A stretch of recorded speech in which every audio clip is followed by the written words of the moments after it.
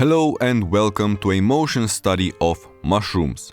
In this video, I will show you how animating this realistic version of a growing mushroom helped me come up with these two much more stylized and dynamic renditions. In our last exploration, we looked at the morphological elements of a mushroom in the context of drawing these incredible organisms with more realism. Animating growing mushrooms, however, might not be high on your list of things you wanted to draw frame by frame for hours on end. But rest assured, because the main idea of this study can be applied to pretty much any subject you want. What this video is supposed to highlight is that analyzing real-life motion and having knowledge about our subject of interest can aid us in the process of stylizing our animation. With that being said, let's get to work. As I mentioned before, the first animation I did was that of a realistic sped-up version of a growing mushroom. I did this by referencing time-lapse videos of real mushrooms growing. The final result might not look that exciting, but this first attempt made me analyze the reference footage and focus on breaking the entire sequence down into a couple of defining instances. And there were three key moments that I thought were worth noting. The first is the mushroom cap breaking out of its protective shell, also called the universal veil. The second key moment was when the cap started to open. And notice something interesting here. One might assume that once the mushroom cap emerges, it starts to grow and open immediately until it gets to its mature height and diameter. However, based on the reference footage I watched, it looked like the cap remained closed and at a fairly consistent size up until it got near the mature height of the mushroom. Only then did it start to open. At that point, the partial veil, the tissue that covers the mushroom's gills, broke, leaving behind a ring of tissue around the stem known as the annulus. The third key moment was the final settling of the mushroom cap, with the gills completely exposed, ready to release the spores of the fungus. To summarize, we have mushroom cap breaks out of shell, cap starts to open, and final settling of the cap. With these key points, I went on and tried to create a more stylized and dynamic version of this animation. As you can see, this one is a lot more cartoony and has a bouncy feel to it. Now, let's break it down and see how each of the previously mentioned key moments were adapted to create this effect. First, we have the mushroom breaking out of its shell.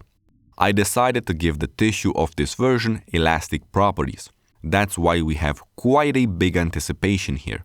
The universal veil gets really stretched before the young mushroom bursts out. And because we had a lot of energy buildup there, the initial growth of the mushroom happens with a lot of force in a single smear frame. Once we get to our second point, where the cap should start to open, the tissue of the partial veil also stretches and remains stuck to the margin of the cap. This leads to another buildup of energy that, when released, makes the cap spring up and fold itself backwards. After some additional squashing and stretching and bending to account for the energy we just released, we arrive at the final key moment, the settling of our imaginary mushroom in its mature form. For my second attempt at a stylized version, I decided to go the opposite way and try to animate a more sinister-looking mushroom. This one is growing in these short bursts, crunching and bending in different directions as it makes its way to the top. And again, we have the three key moments from before. The cap breaking out of its shell, then a bit of a speedier growth as it gets to the point where the cap opens with a quick crunch, and finally we have the spacing a bit closer together to give the settling of the mushroom a slight ease. I quite like this effect of growing in quick linear bursts. To give it a bit of energy and life, I simply redrew the frames a bit looser before and after the jump in spacing. And on a couple of occasions, I even skipped the redraw of the initial frame to give the motion a bit more speed and impact.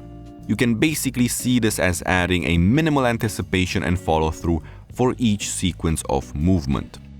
Before we close this out, and for the sake of consistency, I have to mention this. If you've watched my previous video about mushroom morphology, you probably remember that underneath the universal veil, there is an entire mycelial structure, the main body of the fungus from which the mushrooms start to grow. Additionally, in real life, the universal veil would most likely be buried in the forest soil, and therefore not even be that visible. Also worth mentioning again is that not all mushrooms have a universal or partial veil, but I wanted to include them in this exercise so I could have more elements to work with. Having these mushrooms just sit in a void is, I think, completely fine given the purposes of this study, but I didn't want you to get the wrong idea, thinking that mushrooms just sprout from eggs that lie on random surfaces. And that was about it. As always, links to some of the more interesting references I used will be in the description. I hope you found this exploration useful. Thank you for watching, and I'm looking forward to next time.